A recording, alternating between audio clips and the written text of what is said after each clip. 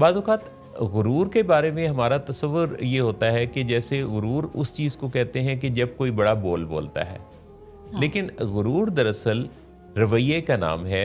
यानी वो फ़र्द सबसे ज़्यादा अपने रवैये में एक तकब्बुर और गुरूर की अलामत है, जो अपनी किसी इंफॉर्मेशन के होते हुए उस पर इतना स्टबर्न है कि वो किसी नई अपडेट को, नई इंफॉर्मेशन को, नई बात को सीखने, समझने, सुनने के लिए आमादा और तैयार नहीं है, और जिसके अंदर ये कैपेबिलिटी नहीं है कि वो अपनी मर्ज़ी के ख़िलाफ़ कुछ बात सीख सके, सुन सके और इवन अपनी गलती को कंसिडर कर सके। सबसे बड़ी जो गुरूर की अलामत है वो उस शख्स की सोच है कि जिसके तहत वो अपनी मर्ज़ी के ख़िलाफ़ किसी भी ऐसी बात को कंसिडर करने के लिए आमादा नहीं है। जी, बिल्कुल। अच्छा, ये जो गुरूर और तकब्बुर है ना, जी।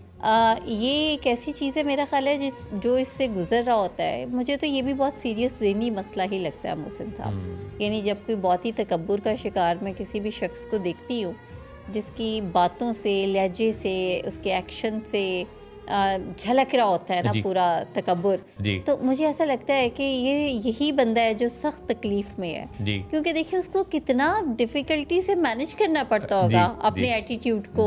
जी। ग्रैंडियोसिटी है ये बहुत ज़्यादा ना, तो उसमें मैं तो बहुत ज़्यादा हमदर्दी का मुझे इज़हार करने को दिल करता है ऐसे लोगों के साथ जो बहुत तकब्बुर में बैठे हों या कोई ऐसी बात कर रहे हों, अपनी फिक्स्ड फीलिंग्स के साथ होते हैं। जी। और ये एक सीरियस सा ज़हनी मसला लगता है। अच्छा, जो शख्स तकब्बुर का शिकार होता है, उसको असल में अपना आप कहीं पे भी नहीं लग रहा होता कि मुझे I need to work on myself. जी। उसे लग रहा होता है कि जो परफेक्ट है ना दुनिया में बंदा इस टाइम पे, या जिसका काम, कारोबार या रिश्ते वो मैं हूँ। सही बात है। और मेरी जो परफेक्शनिस्ट अप्रोच है ना, ये जो मैं परफेक्ट हूँ, तो उसमें मेरे इस एटीट्यूड का बहुत रोल है, और इसी सोच में ही वो बेचारा मज़ीद तकलीफ़ का शिकार हो जाता है। ये जो जितनी नेगेटिविटी होती है ना, ये कोशिश करके नहीं होती, इसके लिए तो बाय डिफ़ॉल्ट ही हमारा दिमाग काम कर रहा होता है। हाँ, यू आर वेरी राइट।